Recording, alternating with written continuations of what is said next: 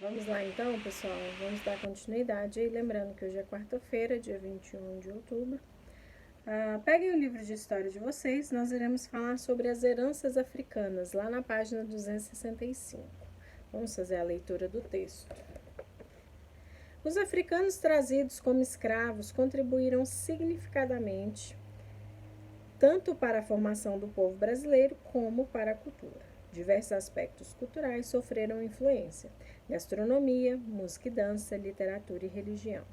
Na gastronomia, em virtude da própria condição escrava, não foi possível reproduzir com fidelidade os sabores africanos, pois muitos animais, elefante, hipopótamo, girafa, javali, búfalo, bode, carneiro, lebre, tatu, que faziam parte do cardápio de lã, não puderam fazer parte aqui no Brasil.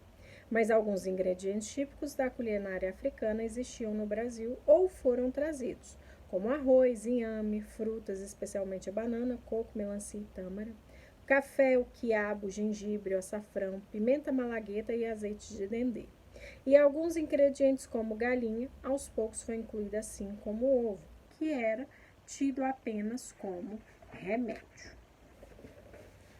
No entanto, trouxeram muitas técnicas de cozimento, dentre elas: assar e grelhar na brasa, defumar com diferentes tipos de madeiras, conservar utilizando sal, ervas aromáticas e pimentas.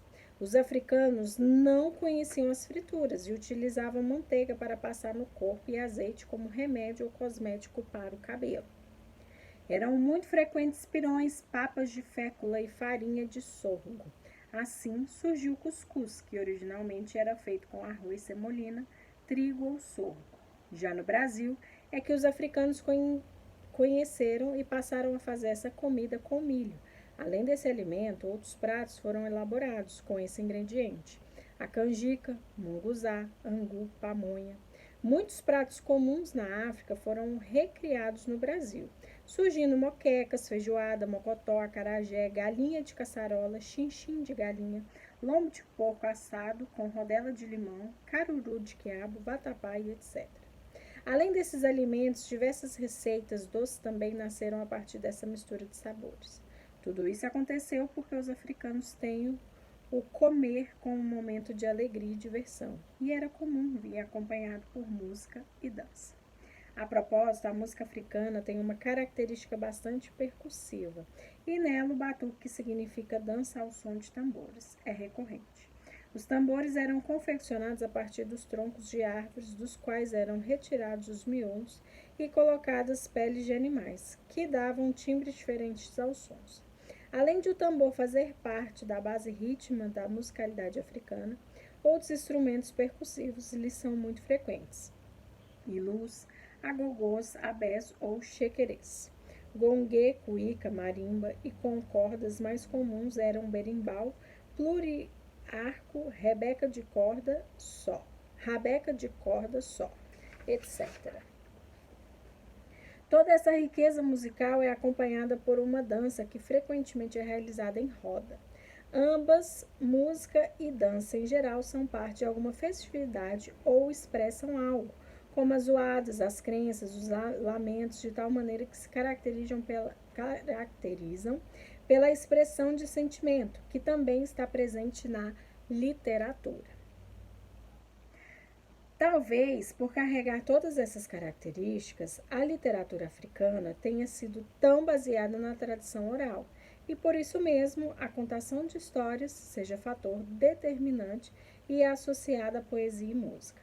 Podemos encontrar esse aspecto literário musical nas mais diversas situações cotidianas: trabalho, tradições, natureza histórica, atividades recreativas, provocações, religião, etc.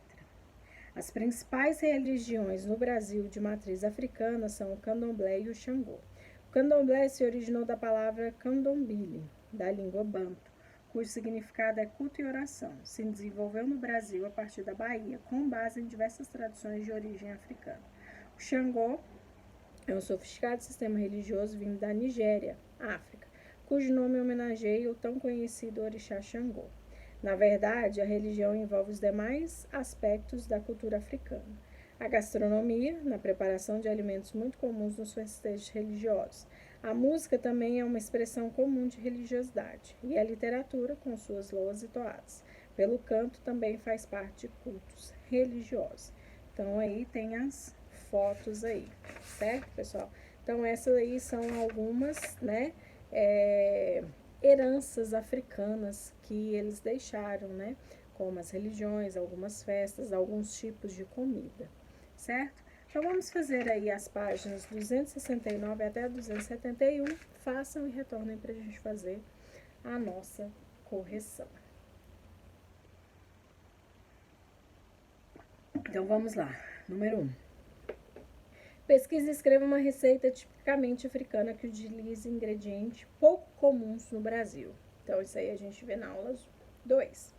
Copie do dicionário a explicação das diferentes técnicas de cozinha conhecidas pelos africanos quando chegaram ao Brasil. Por exemplo, o assar. O que era o assar? Submeter a ação de fogo, né, até ficar ligeiramente tostado. Grelhar é assar ou torrar sobre a grelha. Defumar, expor ao fumo. E conservar e manter em algum lugar com cuidado. 3. Descreva como os africanos utilizavam os ingredientes apresentados. Por exemplo, a manteiga, eles usavam para passar no corpo, né? O azeite era como remédio ou cosmético para o cabelo. A galinha, ela foi incluída aos poucos na culinária africana. E o ovo era tido apenas como remédio. 4. Observe os instrumentos e escreva o nome de cada um. O primeiro aí é um agogô, o segundo aí é um abê ou xequerê, embaixo aí do agogô vai ser um berimbau e ao lado a cuíca, certo? Então, assim, ó. Agogô, abê ou xequerê, berimbau, cuíca. Pesquise e escreva o nome de parte de algumas danças africanas e faça o desenho de como é cada um deles. Depois socialize com seus colegas de turma. Isso aí a gente também olha na aula Zoom. Façam para a gente olhar na aula Zoom. 6. Escreva a resposta das perguntas. Observe o cartograma e escreva qual é a religião de matriz africana com maior quantidade de adeptos no Brasil. Então, olha lá, tem aí, né, os lugares, né, do Brasil.